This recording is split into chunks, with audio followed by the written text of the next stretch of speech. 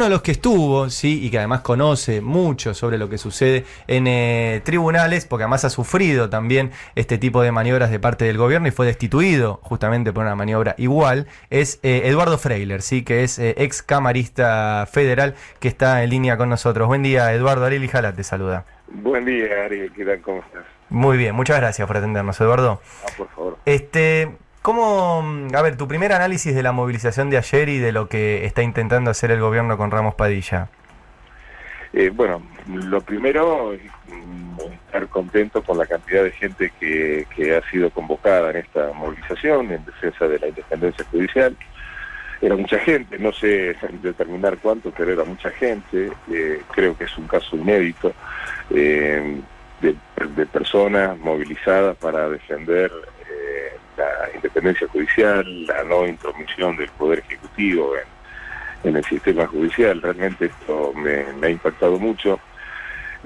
Una imagen que me quedó es una valla alrededor del Palacio de Tribunales, que me parece que sintetiza mucho, ¿no?, la justicia vallada y el pueblo del otro lado, ¿no?, de la valla, ¿no? Uh-huh. Del lado de la justicia y del otro lado del pueblo. Esto me parece que ha sido una imagen que puede sintetizar la situación actual de la justicia, ¿no?, o la relación con el pueblo. Claro. ¿Y cómo, a ver, que seguramente estás siguiendo lo que está haciendo el juez Ramos Padilla, qué impresión te da el curso que está tomando la investigación? Bueno, realmente me sorprende los alcances de la investigación, o sea, lo que puedo saber a través de los medios. No me sorprende que estas cuestiones hayan existido, que sigan existiendo. Yo creo que yo mismo fui producto de un contubernio entre personas que yo no sé si son agentes, pero sí seguramente son colaboradores de un sistema en donde desde algunos sectores de la prensa se trata de instalar una situación. Hay abogados colaboradores de este sistema que inmediatamente hacen denuncias penales que no tienen legitimación para actuar, pero que sorprendentemente desde sectores de la justicia se los habilita para que se presenten, para que apelen, para que vayan presentando posiciones o escritos que son guionados. Esto lo denuncié yo también en la causa a mí que se me siguió en el Consejo de la Magistratura, lo denuncié también judicialmente. Uh-huh. Digo esto guionado porque estaba viendo hace pocos días también en un medio que era llamativa la reedición casi textual de lo que en algunos medios salía y cómo lo tomaban algunos jueces y algunos intervinientes, en este caso D'Alessio también, de lo que tiempo atrás había salido en los diarios, y se calcaba y se ponía en las decisiones judiciales. Uh-huh. Esto obviamente llama poderosamente la atención, a mí me han llamado, yo lo he denunciado, pero bueno, obviamente cuando uno tiene una situación personal, a veces es difícil de poder abstraerse, ¿no?, y pensarlo esto como una maniobra en general. Claro. Pero sí, yo lo he dicho, ¿no? Cómo se repetía esto, es una nota periodística, un abogado colaborador que levanta esa nota periodística, la hace, la transforma en una denuncia penal, la toman algunos medios, jueces o fiscales. Esto vuelve a realimentar aquel medio, que se retroalimenta nuevamente con unas nuevas denuncias y demás. Esto desgraciadamente, bueno, venía sucediendo, y todo esto obviamente me hace pensar o preguntarme si realmente Marcelo D'Alessio hay uno solo o si hay más, y bueno, y la complicidad obviamente de medios y Poder Judicial en general, ¿no?, o actores judiciales. Eduardo, recordamos, estamos hablando con Eduardo Freiler, ex camarista federal. ¿Vos cuánto tiempo estuviste en Comodoro Pi?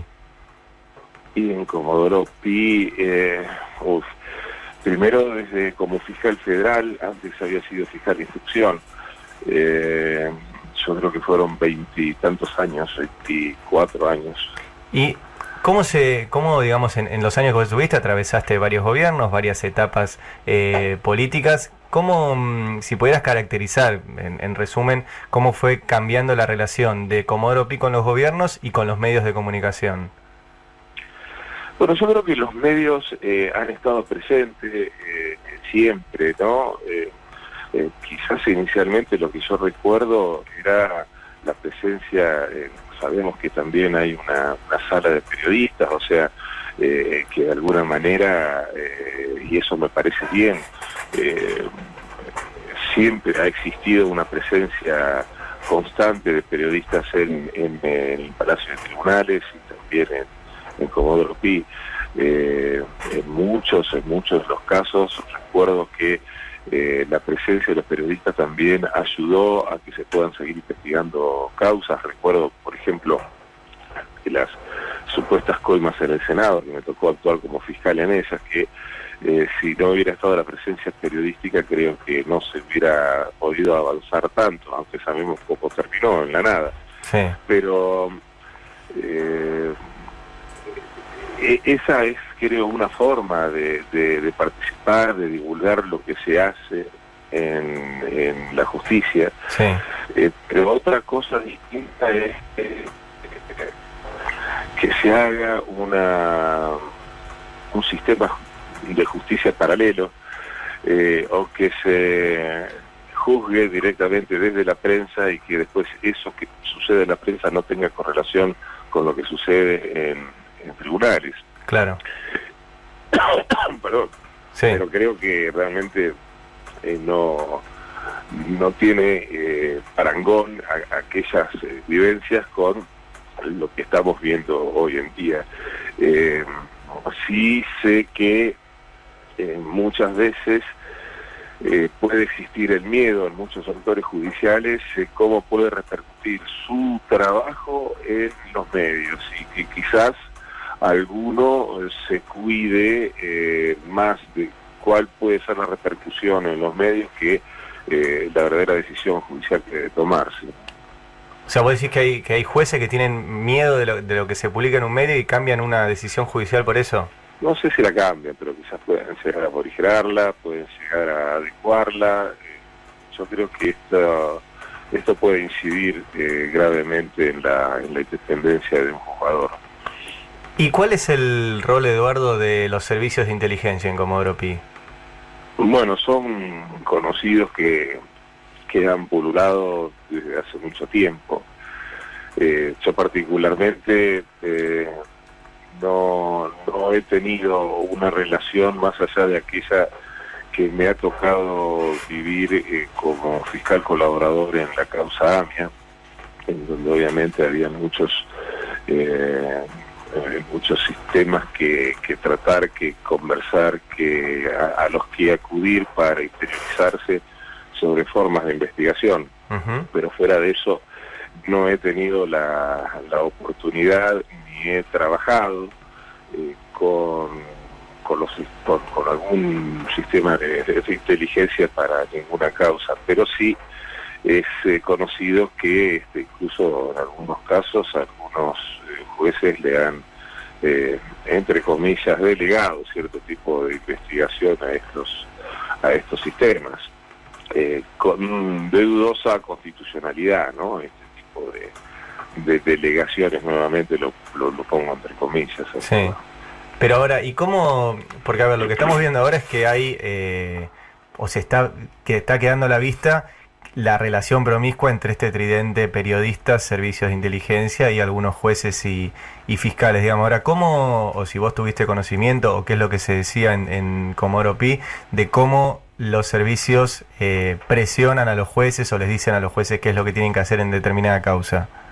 Bueno, yo tengo un caso personal que es el mío, no es el que lo he vivido. Yo tenía una investigación que se hacía sobre mi patrimonio, tenía una denuncia de enriquecimiento ilícito hecha por un abogado, que yo siempre lo he dicho, un informante, colaborador, no sé qué grado tiene o ha tenido, que es el doctor Moner Sanz, un ávido denunciante, que ahora llamativamente no está tan presente denunciando como lo hacía anteriormente.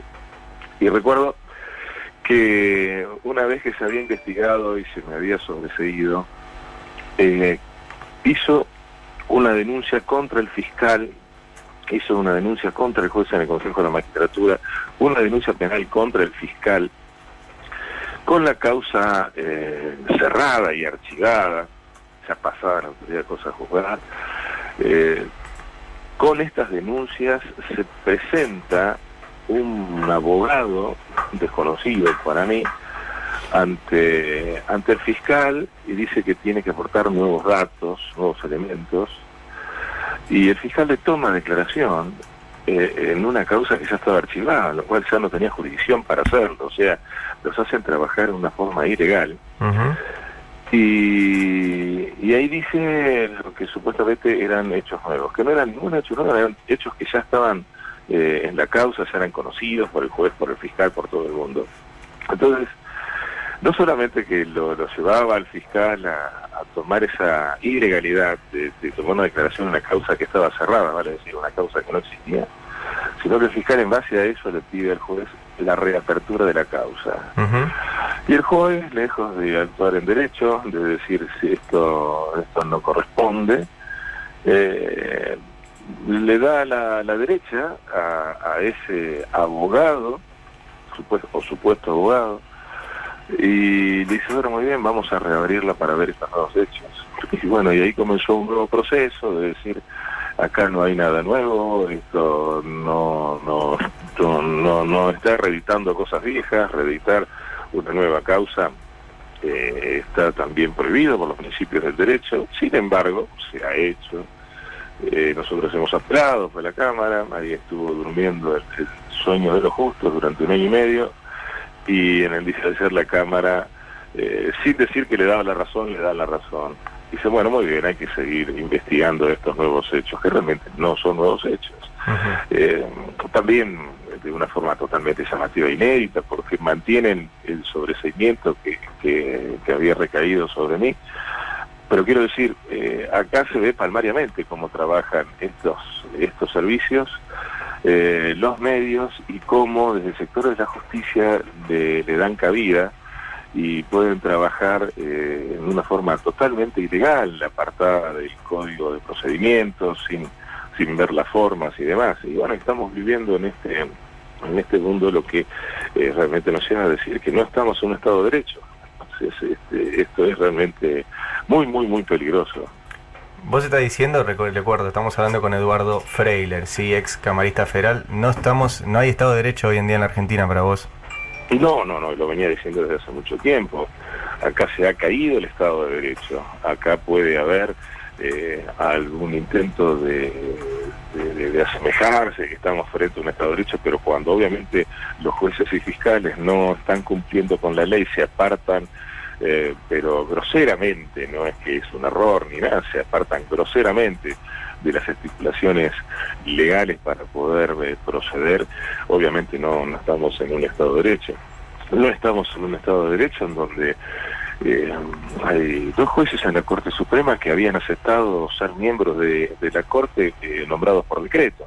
Sí. Si bien luego eso fue de alguna manera emprolijado, pero que recuerde a la ciudadanía que estas personas habían aceptado ser jueces por decreto y son las máximas autoridades judiciales de nuestro país.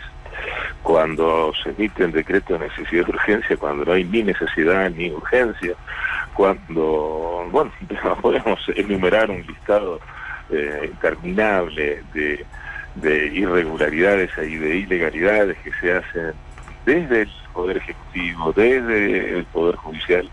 Realmente no estamos en presencia de un Estado de Derecho, claro que no. Sí. No, te quería preguntar, hablando de jueces y fiscales que se apartan groseramente de la ley, ¿Stornelli, a tu entender, tendría que ir a declarar al juzgado Ramos Padilla? Porque ya van 3 veces que lo llaman. Yo creo que debería ir, o sea, si el juez lo llama, tiene que acudir. Me parece que no hay forma de pensarlo de otra manera. Si un juez está llamando indagatoria, que no tiene que ir, uno puede postergarla por alguna situación de salud o operativa, pero creo que no hay razones para no acudir, ¿no es cierto? Es un juez federal y bueno, creo que es lo que corresponde. Uh-huh.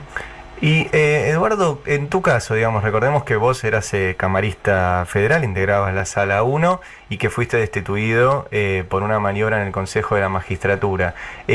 Si tuvieras que calificar cuál fue la intervención de Macri en tu caso y en general cómo está interviniendo en la justicia, ¿cómo lo harías? Bueno, con los dichos y los videos del propio Macri. Comenzando cuando Macri al poco de asumir dijo que quería jueces que lo representen.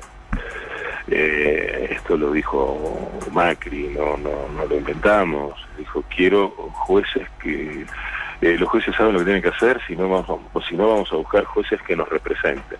Sí. Luego el propio Macri me dedicó personalmente varios minutos de su labor como presidente, a tal punto que hasta incluso el día de mi destitución, estando junto con el secretario general de Naciones Unidas que estaba en el país, que este señor estaba ahí creo que absorto sin poder entender muy bien, decía que el caso mío era de mi destitución era muy importante y que ahora sí iban a venir las inversiones. O sea, me relacionaba con que por culpa de mi presencia como juez en la Cámara Federal las inversiones extranjeras no venían, no sé, o sea, creo que es parte de esta locura que estamos viviendo, o sea, cualquier cosa se dice, cualquier cosa pero lo decía justo y lo tenía al lado sentado en una conferencia de prensa del Secretario General de Naciones Unidas, o sea que creo que tenemos que remitirnos a lo que el mismo Macri decía y ya luego de eso creo que huelgan mis interpretaciones. ¿Podemos recordar, Eduardo, cómo fue la maniobra por la cual te sacaron de Comodoro Pi? Sí, había un grupo obviamente de representantes oficialistas que no le daba el número para proceder al juicio político y entonces uno de los argumentos para sacar y remover a un consejero era que este consejero, que era un senador por San Juan, no era abogado. Uh-huh. Entonces, judicialmente se consigue removerlo y entonces queda sin la representación del bloque en ese momento mayoritario del Senado. Sí. Había que reemplazarlo. El senador que se elige para reemplazarlo no pudo asumir porque debía jurar ante el presidente de la Corte, en ese caso era el doctor Lorenzetti, sí, que lo había citado para las 8:30 de la mañana y le tomó juramento recién a la 1:30 de la tarde. Algunos periodistas decían que esto era el secuestro de un senador.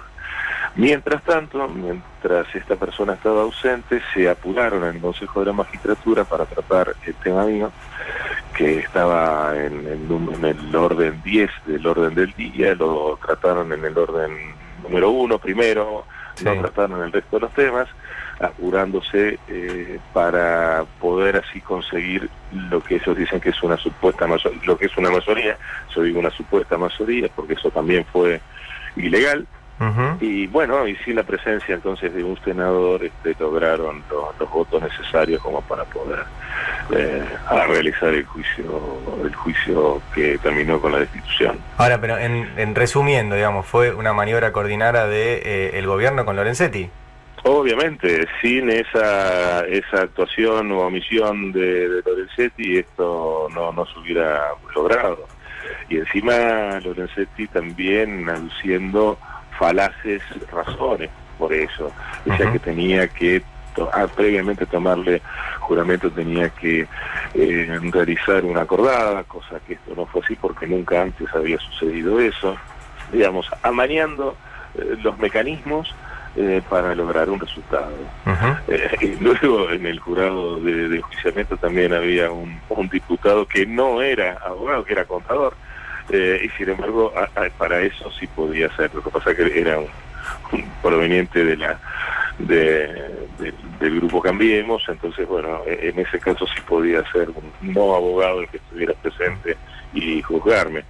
Y fue muy también triste las razones por las cuales se me destituye. Sí. Hablan de una diferencia entre ingresos y egresos, y entonces te pido lo que todo el mundo pide para estas cuestiones, que es una pericial contable. Y no se hizo, no hubo pericial porque decían que no era necesario. Digamos, fue realmente... Eduardo, vos, yo recuerdo que fuiste el único juez en la Argentina que pidió una indagatoria a Héctor Manieto. Sí. ¿Vos pensás que eso tuvo que ver con tu salida de Comodoro Pi? Sí, yo creo que esto le pudo, o sea, se han podido sumar razones para cada sector, no solamente para Manieto, sino también para los responsables del diario La Nación. Claro. Yo he entendido siempre que la adquisición de papel prensa por parte de este grupo fue el resultado de maniobras que son consideradas, que deben ser consideradas como delitos de lesa humanidad. Lo lograron hacer bajo tortura de la familia y los directivos de esa empresa, y tortura y detención, obviamente.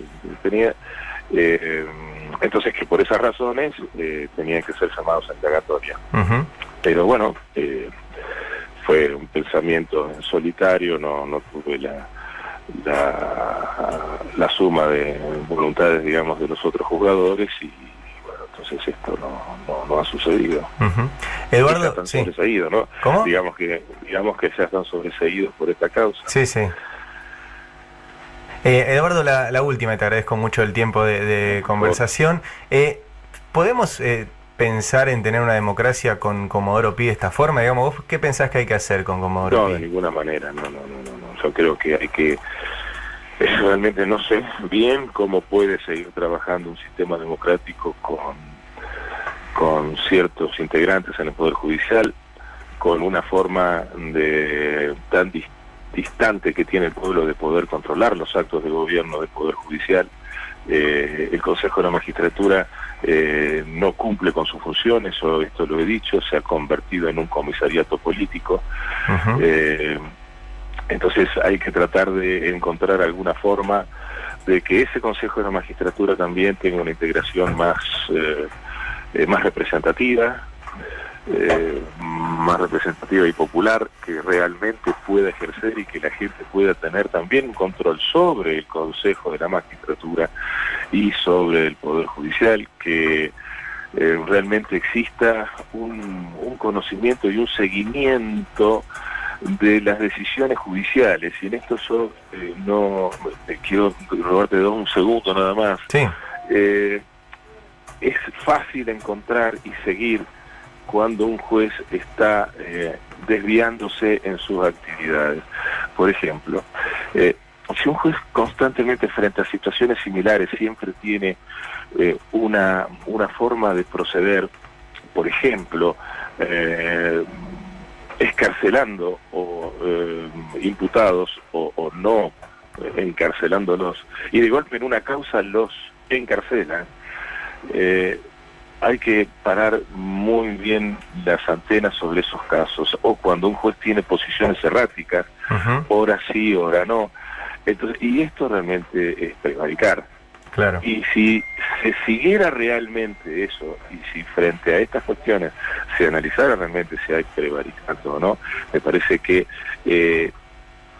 muchas cosas se podrían hacer. Esto es una pequeña idea, un pequeño aporte, porque creo que el ver cuáles son las actitudes o jueces que cambian erráticamente en sus decisiones en poco tiempo, me parece que esto puede ser un buen sistema, que los jueces tengan un poco de miedo al derecho, más al derecho y no a la prensa. Esto me parece que podría ser un aporte, pero obviamente si esto no se cambia, no vamos a poder contar con un sistema democrático. Eduardo, muchísimas gracias por esta charla. No, por favor, gracias a vos.